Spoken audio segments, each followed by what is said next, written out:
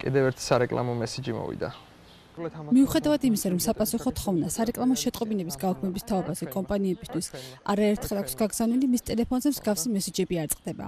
სარეკლამო მესიჯები უკვე ყოველდღიურად რამოდენიმე კომპანიიდან მოდის, სცადე გამორთვა თითქმის ყველაზე, მაგრამ არის კომპანიები, რომელიც მიუხედავად იმისა, რომ დავრეკე კიდეც ოფისში, მესიჯების მოსვლა მაინც გრძელდება. გიორგისგან განსხვავებით ნანუკა სარეკლამო მესიჯების გათიშვის სერვისის გამოყენების შემდეგ იგივე კომპანიის შეტყობინებები აღარ მისვლია.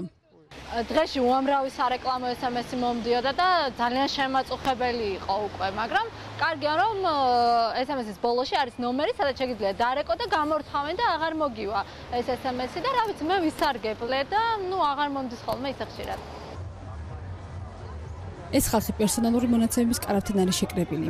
აპარატის თანამშრომლები მოქალაქეებს მათთვის არასასრული შეტყობინებების სერვისის გაუქმებაში ეხმარებიან. უწყება ნომრის მიუთითებლობის შემთხვევაში მოქალაქეების განცხადებების საფუძველზე კომპანიების დაჯერიმება ბოლო რამდენიმე თვეა დაიწყო. ეს არის პერსონალურ მონაცემთა დაცვის შესახებ საქართველოს კანონით დადგენილი ვალდებულება, რომ ყველა კომპანია ვალდებულია რა ფორმითაც ახორციელებს პირდაპირ მარკეტინგს, ანუ მომსახურების შეთავაზებას როგორც ახდენს, იგივე ფორმით უნდა უზრუნველყოს მან, რომ ადრესაც ქონდეს შესაძლებლობა უარი თქვას მისთვის არასასურველ შეტყობინებების მიღებას.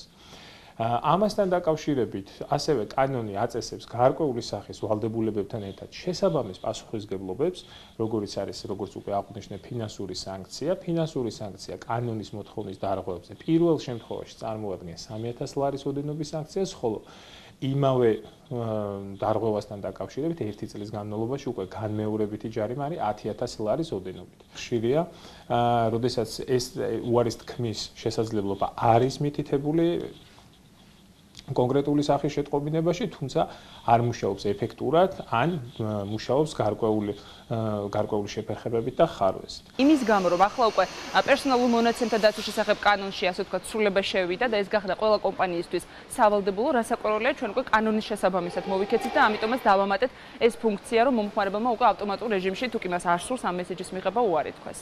დავრეკე, გამოვიდა, ჩემი ნომერიც აიღეს ბაზაში. და იმის განაჯები კიდევ მომივიდა, მაინც სარეკლამო მესიჯი ამას დროს ჭირდება თუ როგორ? კი ბატონო, გეტყვით, ეს არის ტექნიკური საკითხი, რასაკვირველია, რომელიც ტექნიკურ სამსახურს ეგზავნება ხოლმე, როდესაც იგზავნება, ვთქვათ, მომხმარებლები რეკავი, შეიძლება დღეში იყოს რამდენიმე ზარი შემოსული, შემდეგ კეთდება სია და ეს სია მთლიანად ეგზავნება ტექნიკურ სამსახურს და ეტაპობრივად ხდება უკვე მათი ამოღება. სარეკლამო მესიჯების გაუქმება სპეციალური სერვისის საშუალებით რამდენიმე თვეა შესაძლებელი გახდა.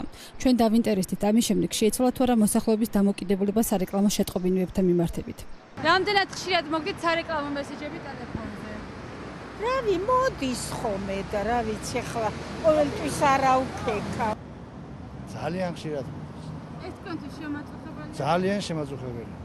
იღებთ რაიმე ინფორმაციას ამ მესიჯებზე? კი, ისე ვიღებ, მაგრამ ჯერ არ გამომიყენები არა. ძალიან ხშირად. თითქმის ყოველდღე. გაწუხეთ ეს? ძალიან. არა, ამ ბოლო დროს იშვიათად. თქვენ გათიშით თუ აღარ? არა, არ გამითიშავს, მაგრამ იშვიათად მომდის, ადრე უფრო ხშირად მომდიოდა. ძალიან ხშირად მოგდის.